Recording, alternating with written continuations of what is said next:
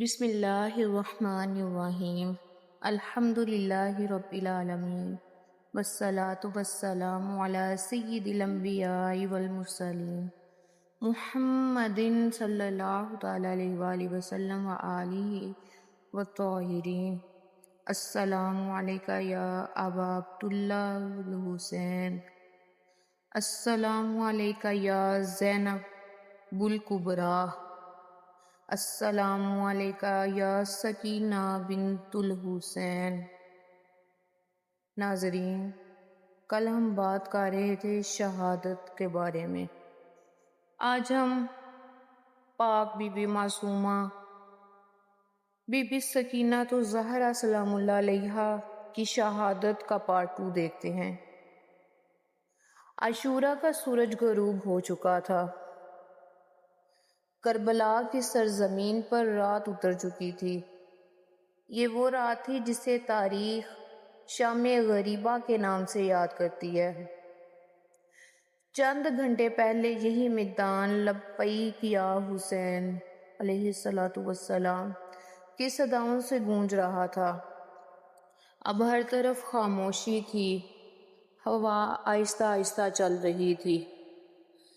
ریت پر شہداء کے مقدس اجسام موجود تھے اور دوسری طرف قیامت برپا تھی۔ رسول خدا صلی اللہ تعالی علیہ وآلہ وسلم کے نواسے کے خیمے جل کر راکھ بن چکے تھے۔ نہ خیمے باقی تھے، نہ چراغ، نہ پانی، نہ کھانا، صرف یتیمی، غم اور صبر تھا۔ اس ویرانے میں بی بی زینب سلام اللہ علیہا بچوں کو تلاش کرتی رہیں۔ وہ ایک ایک بچے کو آواز دیتی، سب یہاں آ جاؤ، کوئی اکیلا نہ رہ جائے۔ امام زین العابدین علیہ السلام جو بیماری کی حالت میں تھے، اہل بیت علیہ السلام کی ڈھارس بندھا رہے تھے۔ بی بی زینب سلام اللہ علیہا بچوں کو اپنے گرد جمع کر رہی تھی تاکہ کوئی بچہ دشمن کے درمیان گم نہ ہو جائے، مگر ایک ننھی بچی نظر نہیں آ رہی تھی، اور وہ تھی حضرت بی بی سکینہ سلام اللہ علیہا۔ روایتی مقتل میں بیان کیا جاتا ہے کہ بی بی زینب سلام اللہ علیہا بے قرار ہو گئیں۔ انہوں نے ہر طرف تلاش شروع کی، کوئی کہتا ادھر نہیں ہے، کوئی کہتا شاید جلتے خیموں کی طرف گئی ہوں۔ آخر کار بی بی سلام اللہ علیہا نے دیکھا کہ ایک ننھی سی بچی میدان کربلا کی طرف بیٹھی ہوئی ہے۔ وہ خاموش تھی، ان کے چہرے پر آنسو تھے اور نگاہیں دور کسی کو تلاش کر رہی تھیں۔ بی بی زینب سلام اللہ علیہا قریب آئیں، نرمی سے پوچھا، بیٹی یہاں کیوں بیٹھی ہو؟ بی بی سکینہ علیہ السلام نے معصومیت سے جواب دیا، پھوپھی جان، میں بابا کا انتظار کر رہی ہوں، انہوں نے وعدہ کیا تھا کہ وہ واپس آئیں گے۔ یہ الفاظ سن کر حضرت زینب علیہ السلام کے آنسو رک نہ سکے۔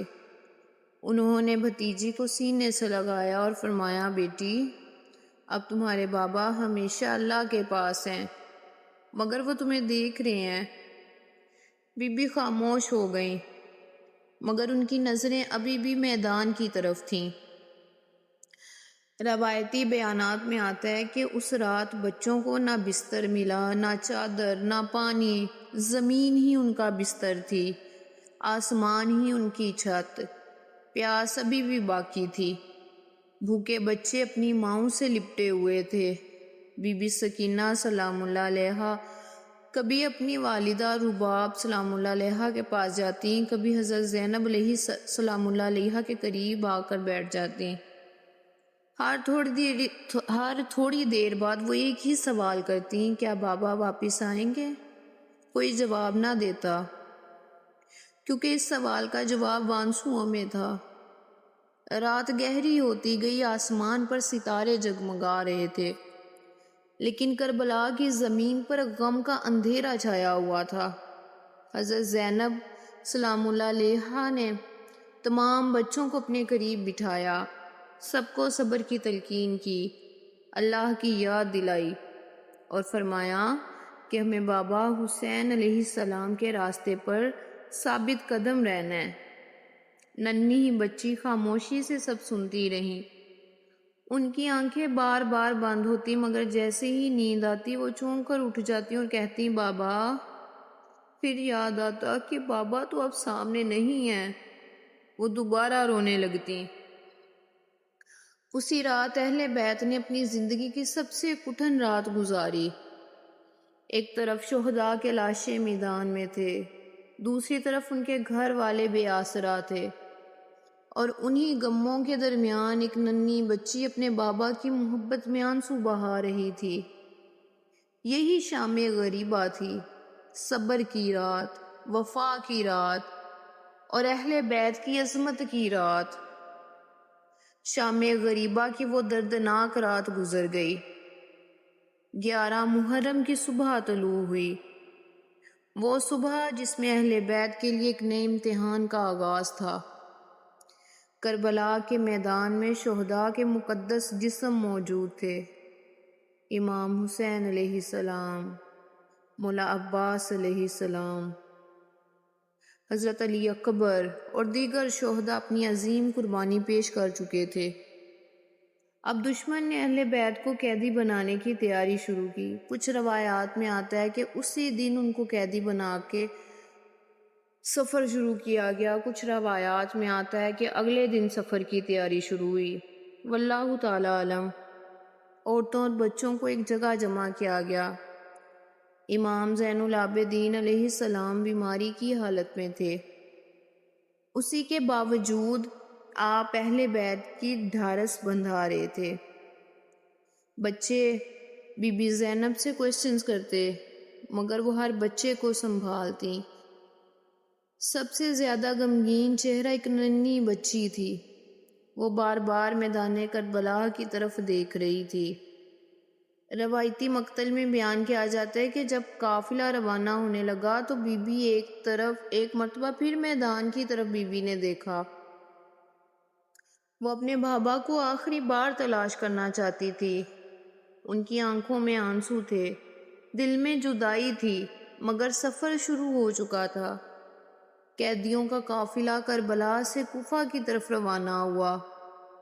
طویل راستہ، شدید گرمی، کمزور بچے، عورتیں غم سے نڈھال، لیکن اس سب کے باوجود اہل بیت صبر اور وقار کا مظاہرہ کر رہے تھے۔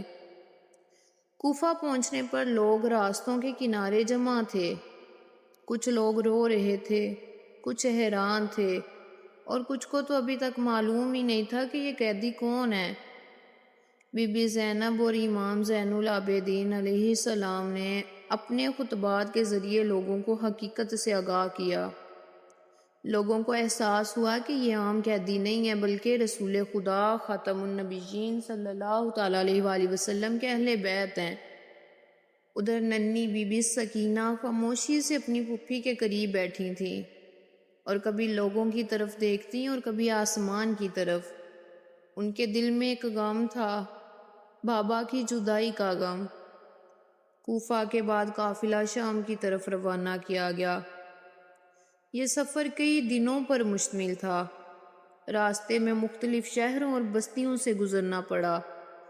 ہر منزل ایک نیا امتحان تھی، ہر دن ایک نئی تکلیف تھی۔ روایتی انداز میں آتا ہے کہ بچوں کی پیاس اور تھکن مسلسل بڑھ رہی تھی، کبھی دھوپ تیز، کبھی طویل سفر، کبھی رات کے اندھیرے میں قافلہ رکتا، لیکن اہل بیت کا صبر کم نہ ہوتا۔ بی بی سکینہ علیہ السلام سلام اللہ علیہا اکثر اپنی والدہ سے لپٹ کر بیٹھ جاتی، کبھی پھوپھی کا ہاتھ پکڑتی، کبھی خاموشی سے روتی۔ ایک دن انہوں نے آسمان کی طرف دیکھ کر کہا کہ بابا جان، آپ ہمیں دیکھ رہے ہیں نا؟ یہ الفاظ سن کر ارد گرد موجود خواتین کی آنکھیں نم ہو گئیں۔ آخر کار قافلہ شام پہنچ گیا۔ ملعونین نے شہر کو سجایا، لوگ جشن کی کیفیت میں تھے۔ بہت سے لوگوں کو حقیقت کا علم ہی نہ تھا۔ وہ نہیں جانتے تھے کہ جنہیں قیدی بنا کر لایا جا رہا ہے وہ رسول خدا صلی اللہ تعالیٰ علیہ وآلہ وسلم کے گھر کے افراد ہیں۔ اہل بیت کو شہر سے گزارا گیا، پھر انہیں قید خانے کی طرف لے جایا گیا۔ یہی وہ جگہ تھی جسے تاریخ زندان شام کے نام سے یاد کرتی ہے۔ قید خانہ تنگ تھا، سہولتیں نہ ہونے کے برابر تھی، غم پہلے ہی دلوں پر چھایا تھا، اب اسیری کی سختی بھی شامل ہو گئی۔ بی بی کے لیے اس نئے ماحول میں اور زیادہ خاموشیاں تھیں۔ وہ اکثر ایک کونے میں بیٹھ جاتی۔ ان کی شبیہ زندان کی امامیہ کالونی لاہور میں بھی بنائی گئی ہے، آپ لوگ اس کو لازمی وزٹ کیجئے گا۔ آپ دوسرے بچوں کو دیکھتی، پھر آہستہ سے بابا کو یاد کرتی اور رونے لگتی۔ رات ہوتی تو بابا کی یاد اور بڑھ جاتی، دن گزرتا تو جدائی کا غم مزید گہرا ہو جاتا۔ بی بی زینب انہیں دلاسا دیتی، امام زین العابدین صبر کی تلقین کرتے، مگر باپ کی محبت کا خلا کس کے لیے بھرنا ممکن نہیں تھا، کسی صورت بھی ممکن نہیں تھا۔ زندان شام کی دیواریں اہل بیت کے آنسوؤں کی گواہ بن گئیں، اور انہی دیواروں کے درمیان وہ قریب آ رہا تھا جس نے تاریخ کے سب سے دردناک واقعات میں سے ایک کو جنم دینا تھا۔ ننھی سکینہ اپنے بابا کی یاد میں دن گزار رہی تھیں۔ انہیں معلوم نہ تھا کہ بہت جلد ایک ایسا لمحہ آنے والا ہے جو ان کی زندگی کے آخری ایام کا سبب بنے گا۔ شام کے زندان میں کئی دن گزر چکے تھے، ہر دن ایک نئی آزمائش تھا، ہر رات نیا غم لے کر آتی۔ ننھی سکینہ پہلے جیسی نہ رہی، چہرہ زرد، ہونٹ خشک، جسم کمزور، لیکن ایک چیز آج بھی ویسی تھی، اپنے بابا سے بے پناہ محبت، اپنے بابا کی یاد۔ رات ہوتی تو خاموشی سے آسمان کی طرف دیکھتی، دل ہی دل میں اپنے بابا سے باتیں کرتی، اور پھر آنکھوں سے آنسو بہنے لگتے۔ بی بی زینب ہر ممکن کوشش کرتی کہ بچوں کو صبر دلائیں۔ امام زین العابدین دعا کرتے اور اہل بیت کو حوصلہ دیتے، لیکن ایک ننھی بچی کے دل میں باپ کی جدائی کا درد ہر گزرتے دن کے ساتھ بڑھتا جا رہا تھا۔ اسی دوران ایک رات روایتی مقتل میں بیان کیا جاتا ہے کہ حضرت سکینہ علیہ السلام سو گئیں۔ نیند میں انہوں نے اپنے بابا کو دیکھا، انہوں نے خواب میں اپنے بابا کو دیکھا تو خوشی سے ان کی طرف دوڑی اور عرض کیا، بابا جان آپ ہمیں چھوڑ کر کیوں چلے گئے ہیں؟ امام حسین نے بیٹی کو محبت سے گلے لگایا، ان کی اچانک آنکھ کھل گئی، خواب ختم ہو چکا تھا، لیکن دل میں بابا کی یاد پہلے سے زیادہ تازہ ہو گئی، زور زور سے رونے لگی۔ وہ بار بار کہنے لگی کہ مجھے بابا کے پاس لے جائیں، مجھے اپنے بابا سے ملنا ہے۔ زندان میں موجود تمام خواتین بھی رونے لگی، بیویوں نے انہیں بہت سمجھایا، مولا نے ان کو صبر کی تلقین دی، مگر ان کی ایک ہی صدا تھی، بابا بابا، مجھے بابا پاس جانا ہے، مجھے بابا سے ملنا ہے۔ یہ خبر یزید تک پہنچی، اس نے پوچھا یہ بچی کیوں رو رہی ہے؟ کسی نے جواب دیا کہ یہ اپنے والد کو یاد کر رہی ہے۔ یزید نے ظلم کی انتہا کرتے ہوئے حکم دیا کہ امام حسین علیہ السلام کا سر اقدس ایک تشت میں رکھ کر زندان بھیج دیا جائے۔ کچھ دیر بعد زندان کا دروازہ کھلا، ایک شخص ہاتھ میں ڈھکا ہوا تشت لیے اندر داخل ہوا۔ سب حیران تھے۔ ننھی سکینہ سلام اللہ علیہا نے پوچھا کہ اس میں کیا ہے؟ جب تشت ان کے سامنے رکھا گیا تو انہوں نے آہستہ سے کپڑا ہٹایا۔ جیسے ہی ان کی نظر اپنے بابا کے مبارک چہرے پر پڑی، وہ بے اختیار پکار اٹھی، بابا جان وہ تشت کے قریب بیٹھ گئیں، گریہ ازاری شروع کر دی، اپنے بابا کے سر مبارک کو دونوں ہاتھوں سے تھام لیا، روتے ہوئے عرض کیا کہ بابا آپ کو کس نے اس حال میں پہنچایا ہے؟ ہمیں اسیر کیوں کر دیا گیا؟ آپ کے بعد ہم پر اتنا ظلم کیوں ہوا؟ زندان میں موجود ہر شخص کی آنکھیں اشکبار تھیں۔ یہ منظر دیکھنے کے بعد گریہ کرنا شروع کر دیا۔ بیبیوں کی آہیں بلند ہوئیں۔ بی بی سکینہ نے اپنے والد کے سر مبارک کو سینے سے لگایا، روتی رہی، باتیں کرتی رہی، یہاں تک کہ آہستہ آہستہ ان کی آواز مدھم ہونے لگی۔ حضرت زینب سلام اللہ علیہا نے انہیں پکارا، بیٹی سکینہ، کوئی جواب نہ آیا۔ حضرت رباب سلام اللہ علیہا نے انہیں اپنی آغوش میں لیا۔ ننھی سکینہ خاموش تھی، ان کی آنکھیں بند ہو چکی تھیں۔ وہ اپنے بابا کے غم میں اپنے پروردگار سے جا ملی۔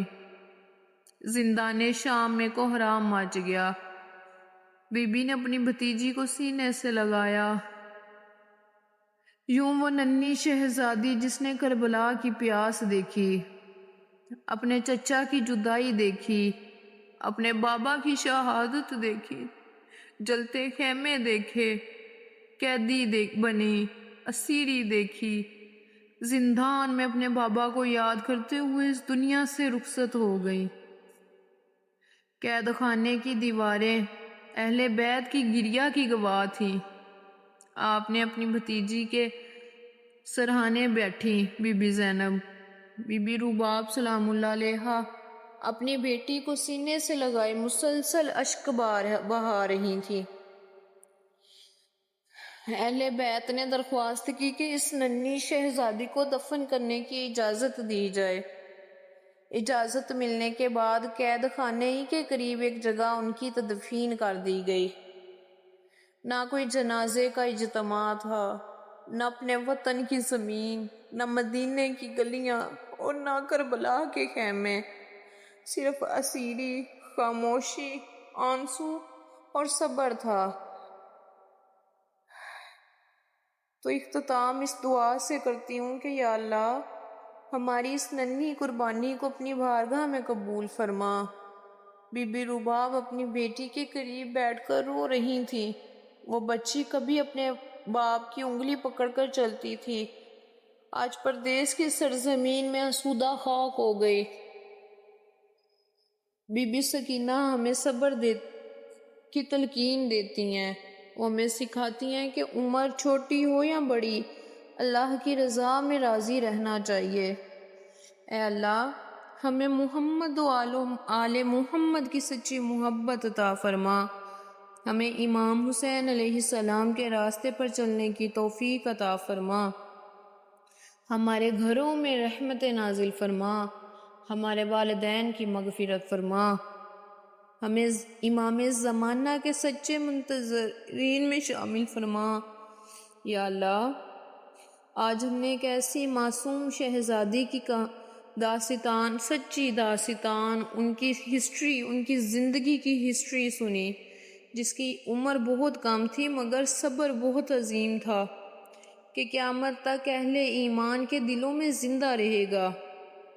بی بی نے نہ تلوار اٹھائی، نہ میدان جنگ میں قتال کیا، مگر ان کی مظلومیت نے ظلم کے چہرے کو دنیا کے سامنے بے نقاب کر دیا۔ ایک ننھی بچی جس نے مدینہ کی گلیوں میں کھیلا، مدینہ کی گود دیکھی، مکہ کا سفر دیکھا، کربلا کی پیاس دیکھی، اپنے چچوں کی، اپنے بابا کی جدائی، اپنے عزیزوں کی جدائی، ان شہادتیں دیکھی، امام حسین علیہ السلام کو اللہ کی راہ میں قربان ہوتے دیکھا، جلتے خیمے دیکھے، اسیری برداشت کی، اور آخرکار زندان شام میں اپنے بابا کی یاد میں اسی دنیا سے رخصت ہو گئی۔ الہی یتیموں، مسکینوں اور ضرورت مندوں کی تمام پریشانیاں دور فرما۔